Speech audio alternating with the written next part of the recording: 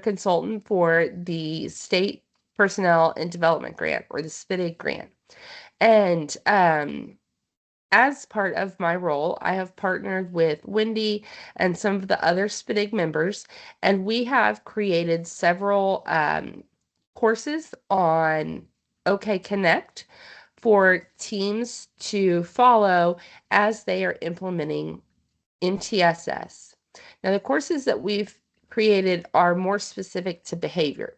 So in your MTS models, you likely have an MTSS model for academics and a partnering model of MTSS for behavior. They often complement each other very well and share many features, but there may be some specific things for behavior that need to be considered versus academics. So this community of practice, in the modules, they're designed to target your tier 1, 2, and 3 for system implementation, and tier 1, 2, and 3 in the classroom. And kind of what does that look like in the classroom implementation? So the way we've broken down our communities of practice is this spring, we're focusing on tier 1 system implementation, and we're covering key topics that are located in that course on OK Connect. That course has already been published, and Benjamin, I hope, can put us a link in there of how to get to that course. However, today we've asked Rebecca Darmon to come and speak to us on system teaming for behavior. And so she is going to talk to us about how do you set up that behavior team and what are specific considerations that you should have in place when setting up your behavior team. So I am going to turn it over to Rebecca, and I feel like people introduce themselves better than I ever could. So Rebecca will tell us a little bit about herself, her role with the State Department, and the sister grant or the partner grant that she works for that really aligns very well with the SPIDIG grant, and all of the teams working together to support Oklahoma as they move to MTSS implementation. So Rebecca, I'm going to turn it over to you. All right, thank you so much. I'm going to go ahead and share my screen, make sure that we're good to go there. And please let me know if you have any issues seeing my screen. I want to make sure everybody has access to that. So far, it looks great. Great, perfect. So a little bit about me. I'm going to jump into that. I have been in education for 13 years now. I started as a school counselor and transitioned to that and a director of wellness. And I then transitioned to the State Department in 2021, where I joined the School Counselor Corps grant as a grant specialist.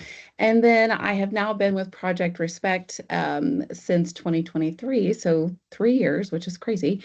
And with Project Respect, it is a grant that is focused on supporting schools as they work towards district-wide and site-wide mental health integration. So we do that by, there's a licensed therapist that is assigned to every district that's hired for that district.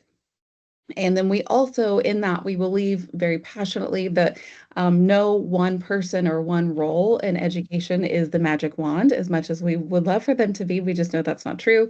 And so we have put in a lot of effort in partnership with the OSU Bridge Center in providing supports for their districts to develop district-wide and site-level MTSS teams. So we are in year 3. Well, actually, we're entering year 4 of that grant. And so we have seen a lot in the way of different types of teams. As a school counselor and director of wellness, I was a part of a lot of teams. And none of them were MTSS teams, but they weren't bad teams. And I think that's important whenever we're thinking about teaming with within our districts, within our sites. There's no such thing as a bad team. There's just ineffective teams and effective teams. And so I think this behavioral module that you all have already looked at, or if you haven't, we'll also kind of discuss that a little bit very briefly as a refresher. It is really going to help you create a plan to build a really solid and effective team. And it really does start with the team. And I think that's why I love that this approach that you all are taking and building that system out first is so, so important. But what is also important to know is that building a team, building a system takes a very, very long time. So I'm gonna stress that throughout this conversation is that it will take a very, very long time. When you think it is already going slow, you're going to slow down 10 times more than you think you should, even when you already feel like you're going slow.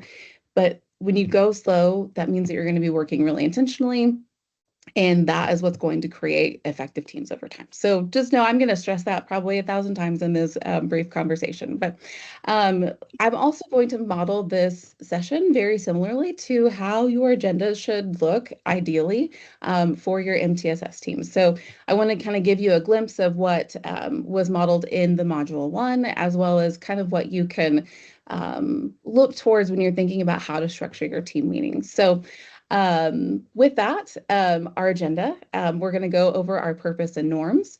We'll do a quick behavioral module refresher for this first one about developing your team.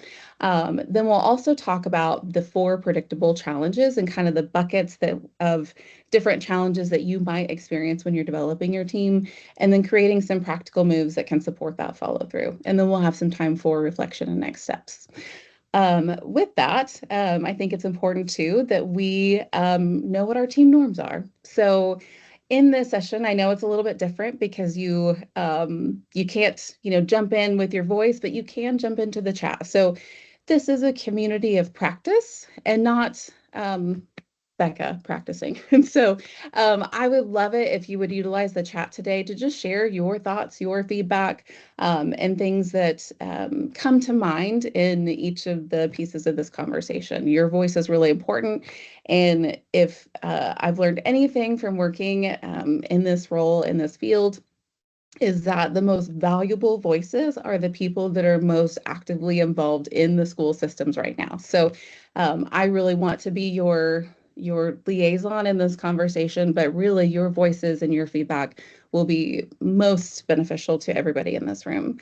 The step up or step back is for those that, for me, I'm a talker. I like to fill the silence. If there's a silent spot, I'm going to fill it because it makes me feel uncomfortable. And so sometimes I have to take a step back. But we also have people that struggle with stepping up and really sharing their voice or sharing their ideas. They feel fearful. But if that's you, please take the opportunity to step up and share your voice. This is a safe space. It's the trust tree. It's a place where you can feel vulnerable to share concerns or worries or wild ideas. This is the place to do that. This is your your testing ground. Also, we want to assume good intentions for everybody. Again, this is going to be our trust tree and our testing ground. And so it's okay to be messy. It's okay to mess up. It's okay to be your best and worst self here. And so let's just assume good intentions for everyone. I put on here, we want to avoid problem admiring for too long, but we are going to spend a good portion of this time calling out the problems that we might anticipate in building a strong system and a strong team. I think it's important that we, in order to be tier one and try to be proactive and try to provide the best foundation that we possibly can in building a team, that we need to name the problems that we know are going to come up in our districts, in our sites, in our teams. But we don't want to spend too much time on that because we also want to start creating opportunities for positive moves and things we can do to move forward in a positive direction. So again, with that, we want to pair our problems with possible moves. And we want to educate others. We don't want to berate others. So if there are things that, if you are just feeling extra sassy today, that's okay, but let's do it in a kind and inviting way rather than, shutting people down or shutting ideas down. We want to be open to new ideas here today. So just a quick, brief module refresher. In this first module that is on on the OSCE Connect, It was really all about building that team and things that you need to consider when you're building that team. And so that includes making sure that your team has a very clear purpose. I don't know about you, but I have been on a lot of teams that the purpose was not clear, or it was very chaotic. There wasn't an agenda, there wasn't a plan. It was just we all get together and we just shout from the rooftops or into the void about the things that we feel passionate about, or we don't have that space at all and somebody dictates everything for us. Or we talk about a lot of different things, but there's really never any clarity or any resolve or solution, at the end. Um, Also, it's important that you have intentional membership and defined roles. When people don't know what their role is when they're at that table, it can feel really frustrating because it can feel like they don't have, that their contribution is not intentional, that it's a filler, or because they're the person that everybody expects for them to carry everything. So it's important that everyone has a role, and that the people that are at the table are very intentionally placed there, asked, or invited there. Also, understanding the scope and practice and of the expertise at your table. So, understanding what that group is for, what that team is for, and making sure that everybody understands the expertise that is at the table and that's not at the table. We need to recognize that even people with really great fancy titles doesn't mean that they know everything under the umbrella of that field. So, like school counselors or school psychs or your sped directors. Not everybody know you're not going to know everything under that umbrella. So we need to recognize and appreciate that there are going to be levels of expertise that will never be at that table, that we just won't have that filled because we can't know everything. Also making sure that, again, structured meetings with agendas and norms and action steps are incredibly important. People need to have they need to have a clear path forward. They need to know why they're there. They need to know what is, the expectation of what's to be accomplished that day, and that something is going to take place after that. Because if the entire point of the meeting is just being present and hearing what is happening, that's not going to lead to increased buy-in and engagement over time. So it's important that we prioritize really well-structured meetings because also, as we'll get into, time is of the essence and no one has time. We have too many things. And so if we just have willy-nilly meetings that feel like there's no structure or point, or end or goals, you're going to lose your people. So and then of course making sure that we are using data to make those decisions across our tiers. That as much as my school counselor heart, I feel like my intuition level is expert, but my intuition isn't data. There's probably data out there to support it, but we also don't want to use confirmation bias. But it's important that we utilize data and that we look at it objectively to make the decisions going forward as a team. So those are just a brief refresher of the module and things that were covered in that module that I want you to keep in mind as we have this next conversation. Also, while we're here, if you'd like to include in the chat who you are, where you're from, and what you do, that will also help us all kind of know what expertise and scope of practice we have in our group today. So if you could share that in the chat, that would be great. So now that we've talked about the module, I know it is very common for all of us in education that anytime we attend a training or a workshop or we do a professional development opportunity, that as we're going through it, we can get wrapped up in it and feel really good about it and be like, yes, this is all really good content. But we're really good. As I heard somebody say recently, let's get the butts on the table. And that's kind of what we're going to do today is that we need to get the butts on the table, even though this is the only time that you put your butts on the table. Because we know that everybody has that hidden curriculum in their mind when they're going through a workshop or professional development of thinking about all of the things that, yes, this sounds great and it's so exciting, but, and so I want to give time to that today. I want us to get all of that out. Let's purge ourselves of all of those things so that we can move forward feeling confident about how to address them before they happen or when they happen, because these things will happen. There will be things that will create discord and disconnect and make people feel like this is just not possible, but it is possible. And so I want us to get all of that out first, and then that way, as you move forward in developing these teams and developing your systems, that you can get that out of the way. You don't have to worry about it, because honestly, that's ultimately what ends up slowing up the development and rollout and implementation of your teams and your work, is that we get lost in all of this. So let's get it out of the way now. That way you can move forward feeling really hopeful and positive. And I want to remind you, and thank you all for sharing where you're from. We have a really good group here today, so that is really exciting. It's very well rounded, which is exciting. Um, I want to remind you that barriers are information, not failure, and that is really hard because barriers are tough. Barriers are what break down systems. Barriers are what keep us from feeling really um, successful and effective. But they're information, they're not failure. It is telling us something about our community, about the culture of our districts, of our schools, of our small teams. Barriers are telling us something. So rather than responding to it feeling defeated or feeling like we failed, let's look at barriers as a key for us to better understand our community and meet the needs so that we can move forward together. So I've put this into 4 buckets.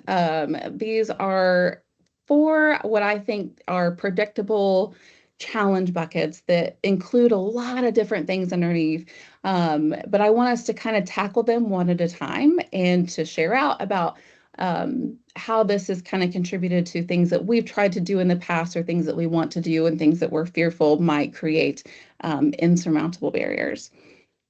So those include capacity and time, belief, buy-in and culture, data fear and misuse, and role and scope confusion. So let's dig into capacity and time. So these are just a couple of ways in which capacity and time can serve as barriers whenever we're trying to develop our teams. And that includes no time, too many hats, especially really this is true in any school, but I think we especially see it in our rural communities, that you have one person that's wearing 30 hats. They're driving the bus and mowing the lawn, and they're the sped director, and they're also teaching classes all day, and they're doing the testing and all the things. So we know that there are people that are wearing 1,000 hats, and that can be a barrier. Competing priorities. We have this team that's dedicated. The hope was that it's dedicated towards developing tiered systems of support for behavior, but then we're also talking about tier 3 stuff all the time, or we're so reactive because our triangles are upside down, that we get wrapped up in that. Or there's just the general, staffing constraints. And so these are just a few. If you would, in the chat, if you would throw in maybe some capacity and time constraints that you have experienced, or if you're just like, oof, all of the above, give a thumbs up or whatever emoji just feels relevant to how you feel when you think about capacity and time being a challenge for your work.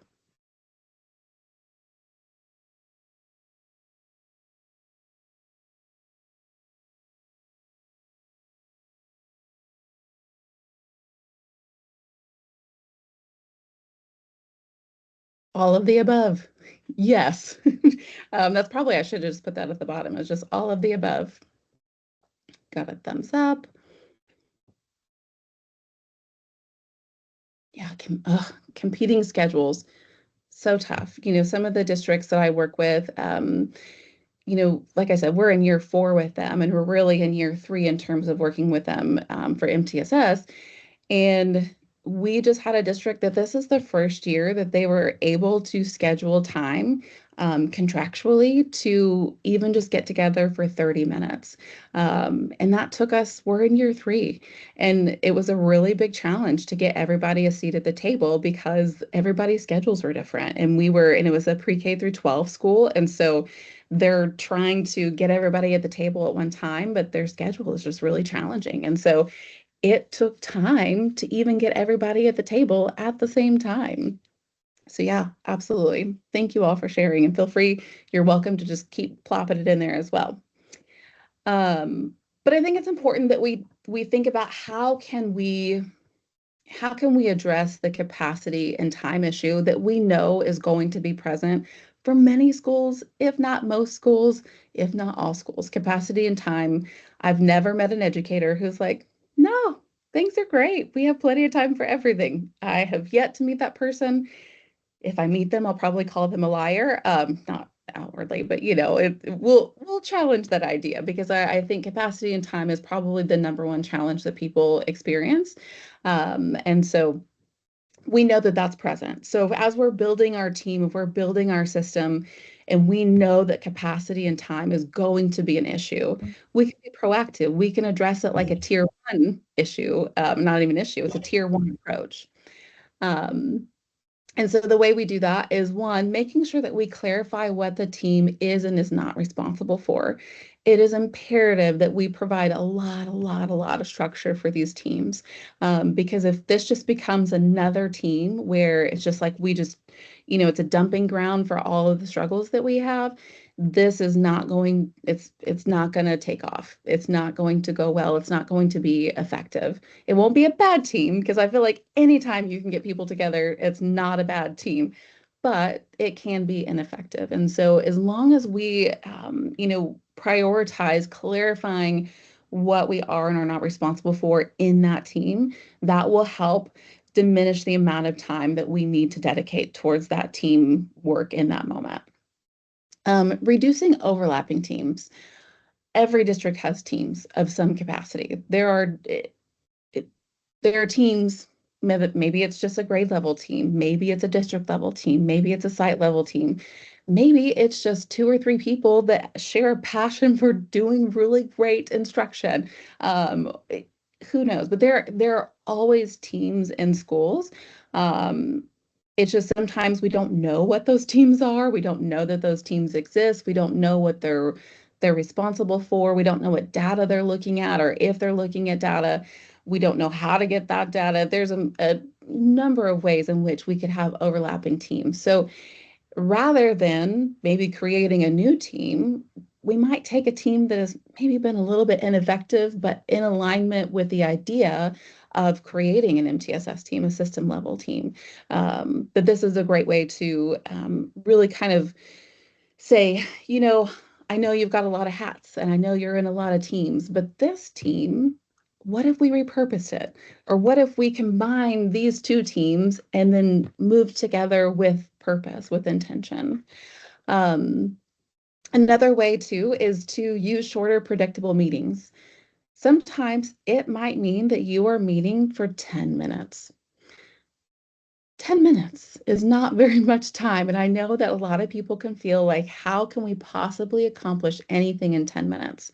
But if there's any group of professionals that I've ever met in my life that can do anything that you throw at them, it is educators. And so if you come at this with a lot of intention and a lot of structure, you can whittle down a lot of these meetings to 10 minutes because that means that everybody in that meeting will have a purpose outside of that meeting that will contribute to the work. And you can do things proactively and efficiently that will allow you to have maybe even just 10-minute meetings. It's possible. Is it challenging? Yes, but it's possible. Making sure too that we focus on system issues and not individual cases. This is very, very important when you're talking about your behavior teams. Whether you have just a district-wide MTSS team or a site, MTSS team, or you have specific ones for behavior and academics, and things like that. I will say, I feel like behavior is one of the ones that it's so easy to get lost in the sauce, and to focus on all tier three. But these teams should not be used for strictly tier three intervention and problem rumination. Because, as you know, I think you will hear Gary Duhon quoted in almost every MTSS workshop or training, is that you can't tier three your way out of a tier one problem. And so if you are spending your tier one systems level team time focus on tier three issues, you will never get focus on tier one, and you will be doing this cycle over and over and over again. It's the we have people floating down the river and we're pulling them out one at a time, or we're going upstream to figure out what the issue is. This team should be dedicated to being at the uphill and seeing what's causing people to be floating down this river to begin with. And so these are just a couple of ideas that, just some mindsets to have when you're thinking about capacity and time. If you have worked on things, if you have contributed to maybe shifting how capacity and time are managed within your district, or if you have ideas that come to mind for you, please feel free to drop them in the chat. And this is true throughout this, the next, about 30 minutes that we have together. Whatever comes to mind, or if you have questions, or if you want to ask, people in this group, again, this is a community of practice. So as we're talking about things, if you have a thought that comes to mind, please feel free to just drop it in the chat. And anybody feel free to respond. That it shouldn't, please don't let me be your end all be all, because if so, we're all in trouble. I think it should be a community that contributes. So we'll all contribute if you have questions or thoughts. So next up, the predictable challenge bucket is belief, buy-in, and culture. And so if you will, as I'm going through these, if you will feel free to jump in the chat and share any of the struggles that, maybe you don't see here, that contribute to things that you've encountered, whether it's at your current school, a past school, you've heard it from a friend, or maybe things that you're just worried about when it comes to creating or repurposing a team for the sake of MTSS. But we know there's a lot of cynics out there, and that's okay. And we've all been one. We've all been probably super excited and just gung ho about going forward with a new idea or a new approach. But we've also probably been cynical, especially the longer you're in education. We see the turnover of ideas and programs and curriculums and apps and technology and just all of the things. We see that turnover over and over and over again. And it can be really hard the longer you're in this to feel excited about a new approach or a new way of doing things. And that's okay. It's, again, that is a piece of information. That's not a failure. It's okay to have people that are hesitant, to feel cynical about the possibility that this one's going to stick. What I think is important about MTSS, just to kind of address that one, ahead, is that recognizing that it's not a new system, it's not a new program. It's really taking what you're already doing and doing it effectively and doing it well and doing it in a way that makes sense, so you don't have to keep, spinning your wheels, and using what works and getting rid of what doesn't. Yeah, buy-in, buy-in is tough. And we'll talk about it on the next one too, but buy-in is really, it's a tough one. It's a challenge because, especially when you're excited, it's tough when not everybody else is excited, and it can feel really, it's really easy to become defeated, to give up and to feel like, well, why bother? But I have to remind myself and remind all of you too, is that everybody keeps showing up every day. So something is happening. So I think if we remember that people are showing up for a reason, and if we can connect that reason to this work, then we can create a cycle of buy-in. But it takes time. So we've tried this before. We've done this. Something I don't think that people talk about enough is the culture of nice. We're so nice, and we're like, yes, this is a great idea. This is good. Let's do this. Or I think this is working. I think this is effective. And yes, I like this meeting. And yes, this meeting structure is good. Um, the culture of nice can be one of the worst things for a meeting. And I say this as somebody who struggles with being too nice. And it is a conscious override to have to be more critical and in a productive way. But we have to get out of that cycle of Oklahoma nice. We are Oklahoma nice in so many ways, and that can actually serve as a detriment to our team success because if we're not willing to have those really tough conversations and to be candid and clear, it can tank everything because it's just really hard to make movement in that. And then of course, resistance to change is just, I think, built in with that cynicism. It's built in with that we've tried this before. But also, it's kind of everybody wants change. Everybody sees the need for change and how we do things, but nobody wants to change. And so resistance to change is really, really normal and common, even for those people that are just super engaged and super amazing at their work. Even they can be resistant to change. And so I think we call attention to it, we speak to it, and we talk about how we can get around that and work with that. So a part of that is shifting the conversation. We want to make sure that we are naming those past failures honestly. We do it kindly, we do it with care. Being nice doesn't mean, or trying to change that culture of nice doesn't mean that you're mean. That's not the opposite. It's about being clear. It's about being candid. It's about being kind. I'm a big proponent, if you're not familiar with Radical Candor by Kim Scott. And it's all about using radical candor is not permission to be a jerk. It is permission to speak candidly, but with care and with kindness and with clarity. It's a very a la Brene Brown as well, but less feelings based, less vulnerability. But it really is about caring for each other. And a part of care and kindness is about being honest and but being gentle, knowing that being honest about failures is really uncomfortable for people. So I think we need to normalize that discomfort. A lot of the resistance to change is because it's going to require people to get uncomfortable. And no person enjoys being vulnerable. No person enjoys just, rolling around in discomfort and that cognitive dissonance. It's tough, it's hard. I think we experience that now more than ever in our society. That cognitive dissonance is we try to avoid it because it is hard. It is hard mental work and people are afraid of that. So we have to be willing to walk alongside them very, very, very slowly and gently in order to get to that place. You can't show up on the first day of your meeting of, okay, everybody, we're going to do this MTSS team meeting and show up and say, let's look at all of our failures. That will not go well. I will tell you that now. That will not go well. So we have to, that's a part of why these teams take so much time to develop. It is why MTSS as a whole takes 3 to 5 years for full implementation. And even that, I will tell you, that's with a lot of extra support and coaching.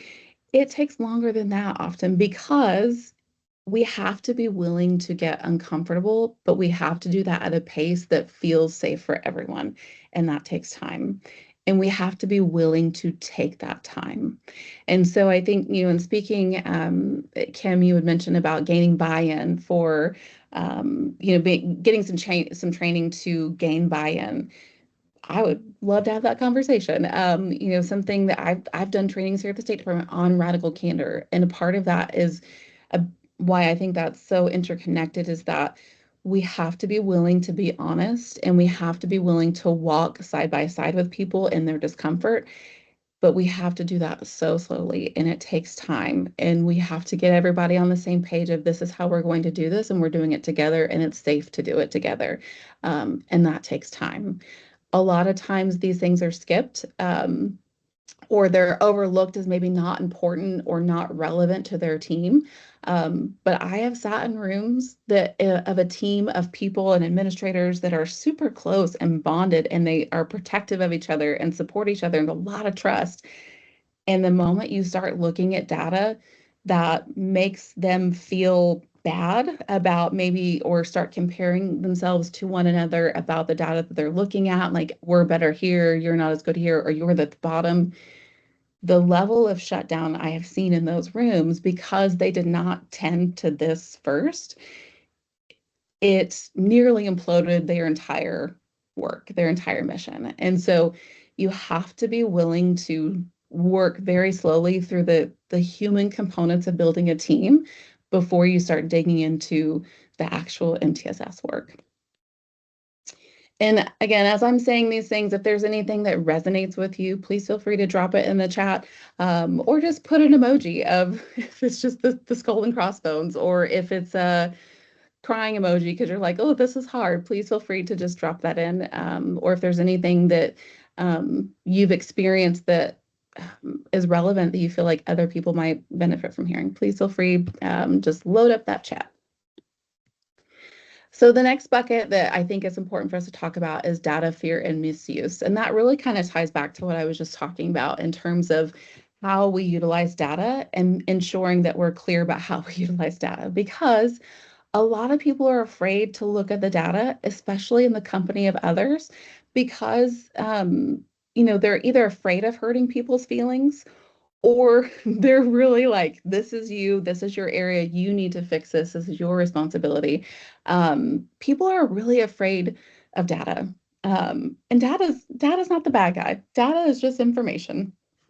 But I also know that there are cultures, there are organizations where data feels like a blame game.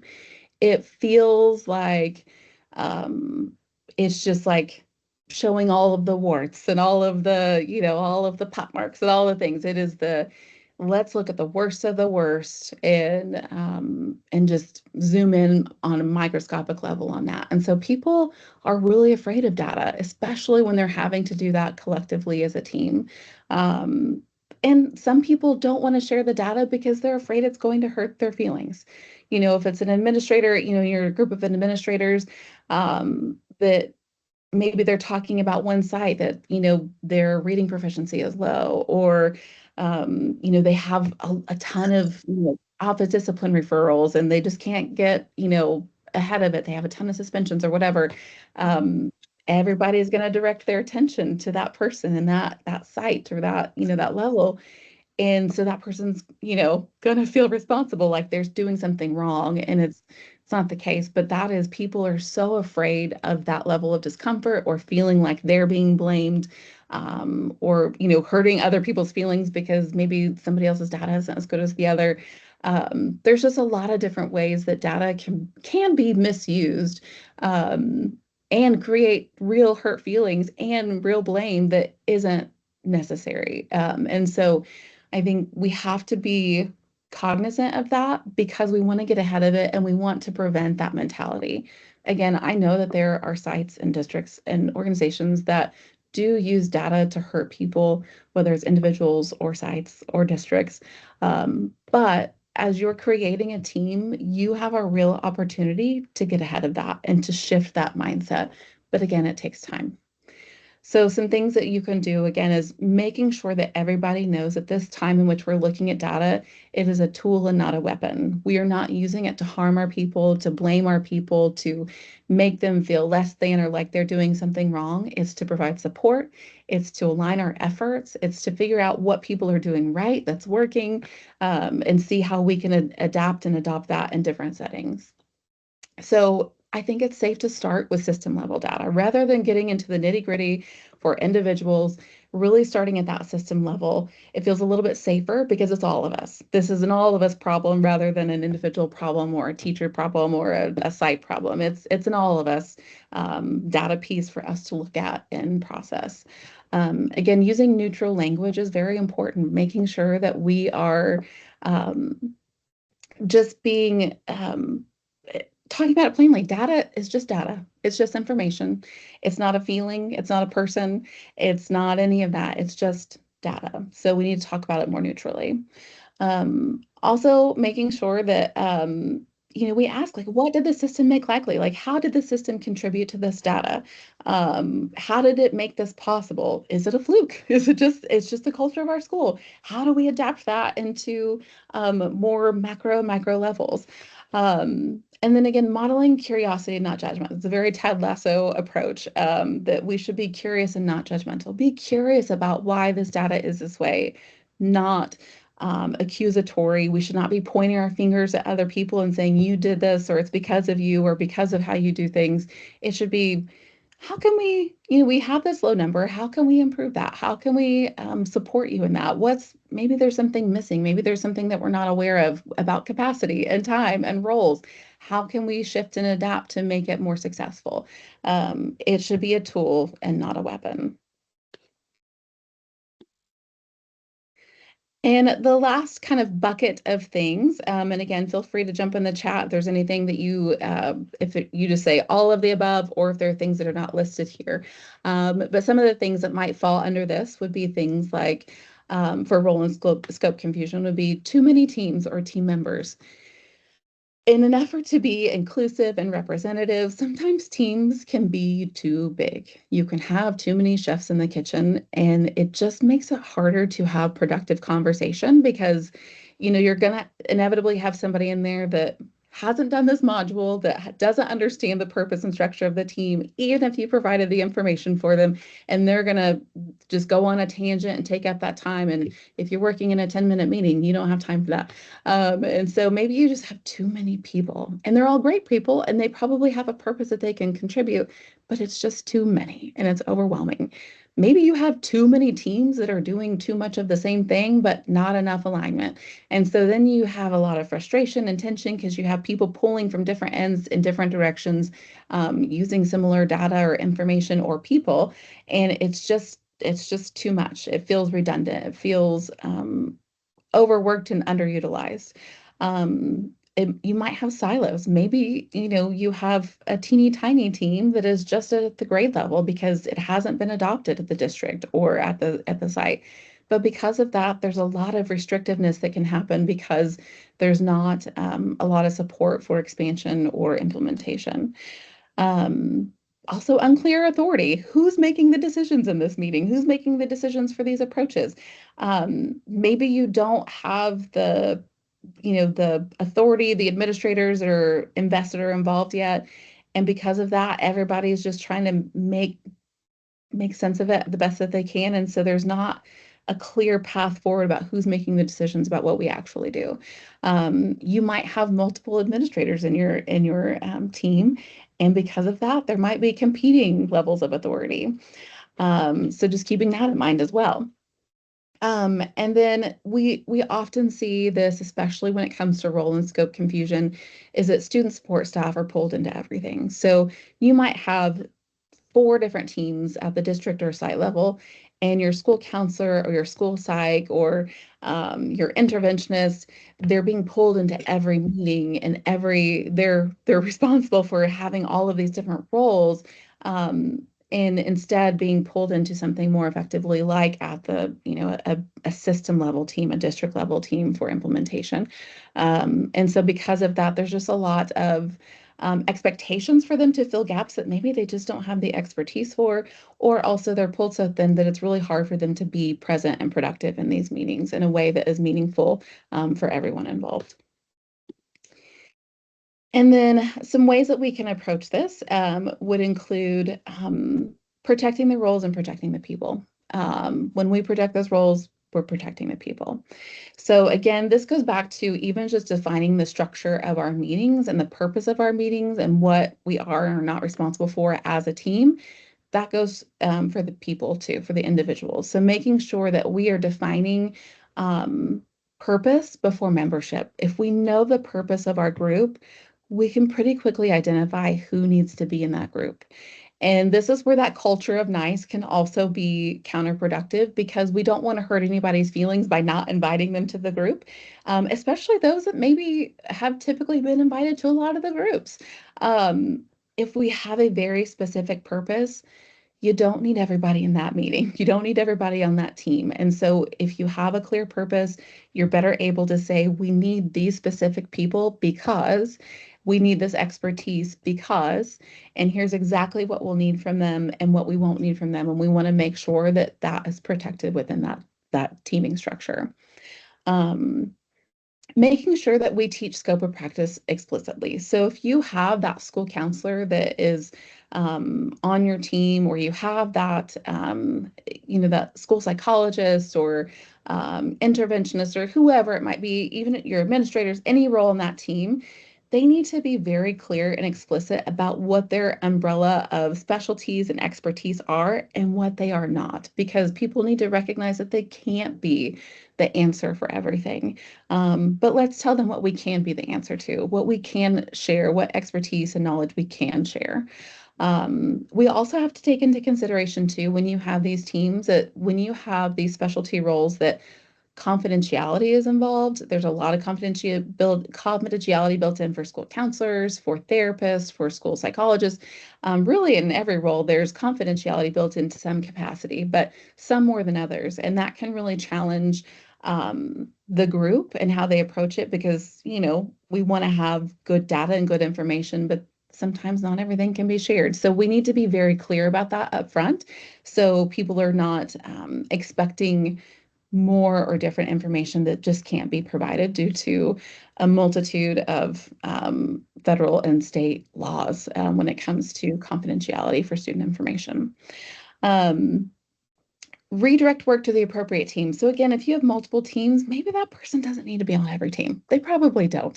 So making sure that we, again, have the right people at the right table. And if there are other teams where they might be more beneficial, give them that time back and let them work on that team more effectively.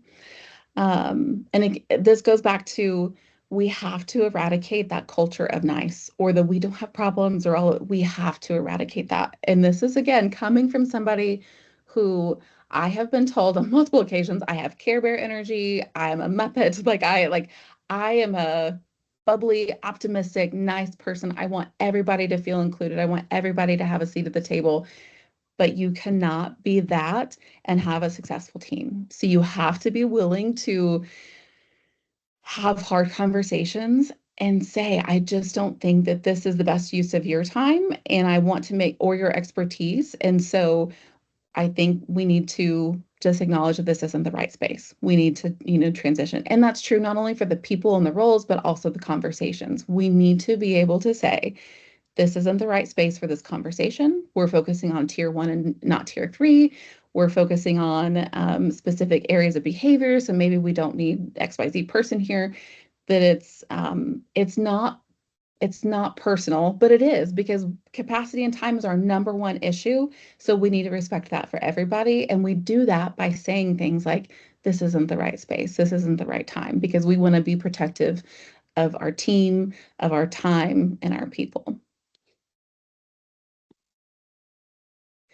So, in kind of thinking about these 4 buckets, because I I don't believe that anybody could go through any module and think this is going to go perfect. It is going to be just great when we roll this out for our district or our site or our team.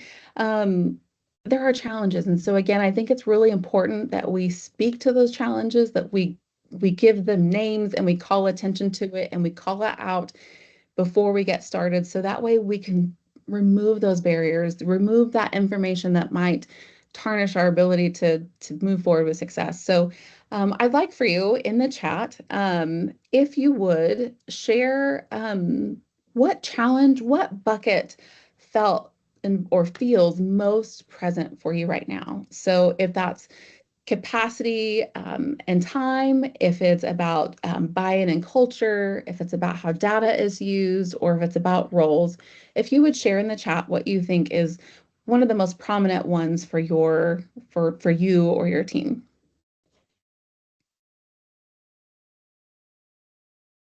And this is also too, just so you know, this is helpful data for us, so that way we can better align our trainings, our supports that we provide at the State Department in this group, to know what is most prominent in your mind as a concern that you have.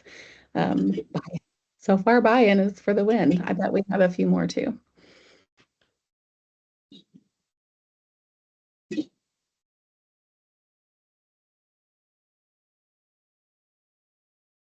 Yeah, buy-in. So, buy-in takes time and it is slow and it is hard.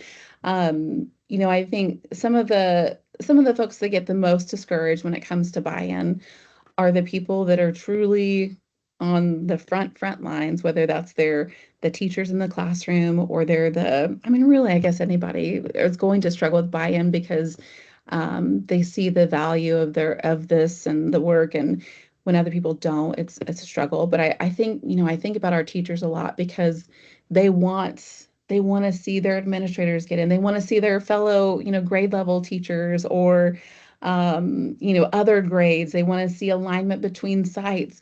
And when you don't have that being spearheaded from a district level, from that systems level perspective, it can feel insurmountable. And so sometimes, and again, some of the districts that I've worked with at my time as at the State Department, and even when I was a school counselor and director of wellness, sometimes it started with what I could control. And so, or with the districts, what they could control. It might be an individual counselor, it might be a teacher, and though they may not have authority and control over the whole district or the whole site or the whole grade level, they do have oversight and control of their own classroom and their own data and their own approach. And so sometimes it's that grassroots, like you do it alone until people start to see, oh, hey, seems like things are really going well there for you. What you doing? How can I replicate that? And then you bring people along. I know that's not the most ideal approach, but it is one that is possible. And I've seen real change. I had a district as an example that we started meeting with a therapist that was hired through the grant. We were in It was six of us because we had a whole bunch of support for them, but nobody wanted to come to the meetings. And so it was us and that therapist. And that felt really demoralizing because it was like, gosh, nobody else wants to be here. Nobody else wants to do this work. But 2.5 years later, we have now had to shrink how many people are in their MTSS meeting and who's coming to the table. It took a lot of time. Like I said, it was 2.5 years before we started getting more people at the table consistently. We were basically in a broom closet with this person, and then now we actually get to use the real conference room for the meetings. And it's less of us leading and more of them leading, but it took a very, very long time to get there. And so just know that buy-in, sometimes it does start at the bare bones minimum, 1 to 2 people. And then just staying consistent and showing the data and sharing that out. But it's tough. And so I appreciate that, so many of you are talking about buy-in. And I think that again will help guide the conversations that we have going forward and how we can support those efforts because it is tough and nobody has time. And now we're asking you to use more time and to wait, to slow down. And that's really hard because in education, the need is now, the need is present. The response was needed yesterday. And so I know that that's really hard to accept and to process when somebody says to slow down and to expect it to be slow because the need is now. And so know that I don't take that lightly when I say that because I recognize the need is great and it is now. And so to think years from now is really scary.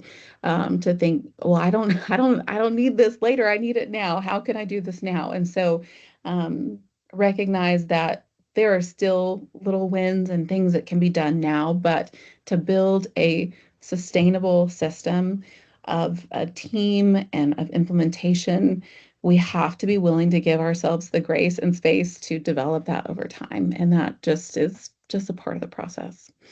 Um, are there any other questions or thoughts?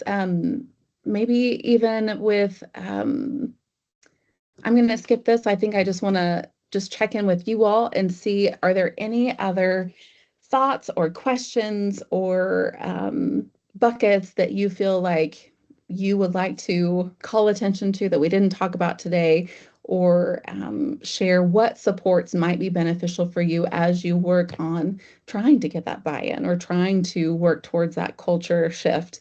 What are some things that would be beneficial for you? So questions, what would be beneficial for you? What kind of supports we can provide for you? Or what you're excited about in terms of knocking out these barriers so you can create a great team.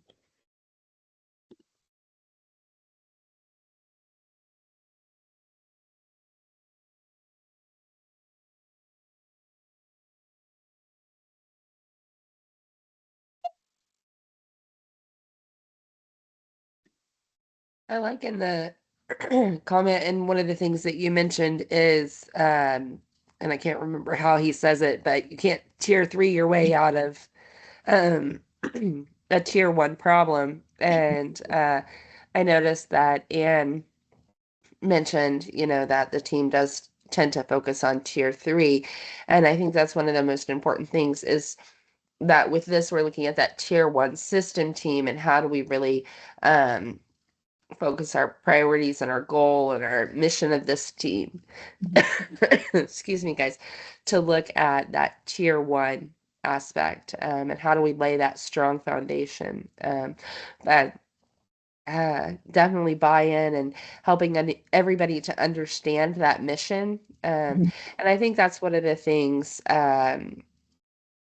that can help is understanding the why and getting that buy-in is sometimes people really kind of miss the why and they just see it as one more thing or um, one more duty. But once people understand the why, like you said, people come, they're still showing up to work. And so there is a why. Everybody has a why. And if we can kind of find those shared goals and what it is that you're working on. So. Well, I want to say thank you, Rebecca, for coming and sharing your valuable experience and perspective with us, and really kind of calling out some of those barriers, because it is important to go in with appropriate expectations. Catherine, I see you asked if we will be sharing this recording. Benjamin, can you help me to let people know how will the recording be made available? Once I have it edited and available online, it will be uploaded to our YouTube channel and they can find it on our link tree. And I can post that Wonderful. in the chat in 1 second. Yes, thank you, Benjamin. I also want to let everyone know, just thank you so much for coming today. We hope that you have found today to be valuable and to have provided you some meaningful information to think about as you're setting up your behavior system. Our next community of practice will be March 10th and we will be looking at fidelity measures to launch and strengthen those tier one behavior systems. So Rebecca today talked about data and how data is a tool, not a weapon.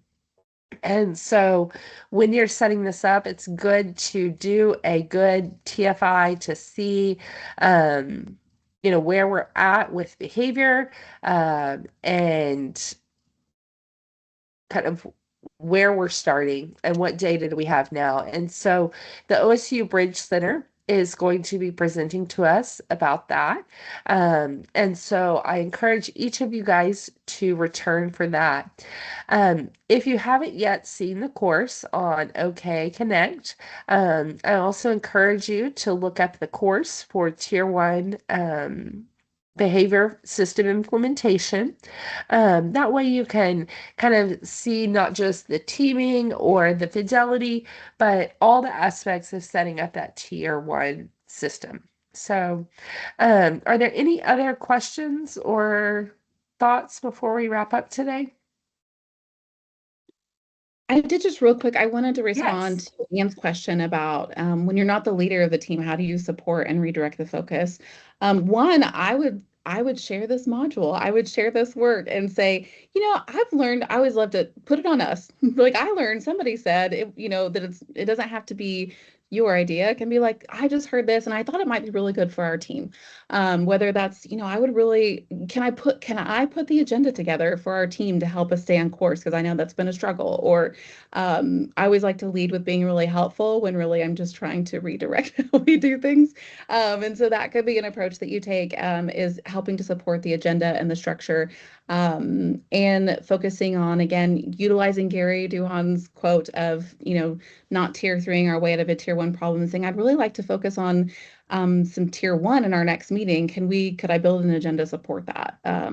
Or would you be willing to build an agenda to support that? How can we do that? But use this whole presentation, if you'd like, to say, hey, everybody, let's talk about the barriers that we see for us and how can we address it. And I think you might find that a lot of people feel similarly to you as well. So just a few tidbits, and of course, email any one of us if you'd like extra support for that.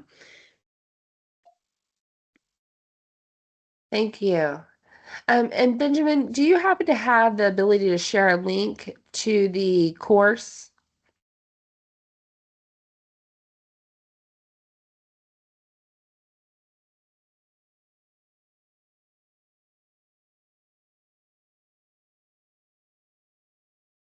I think we might have lost Benjamin.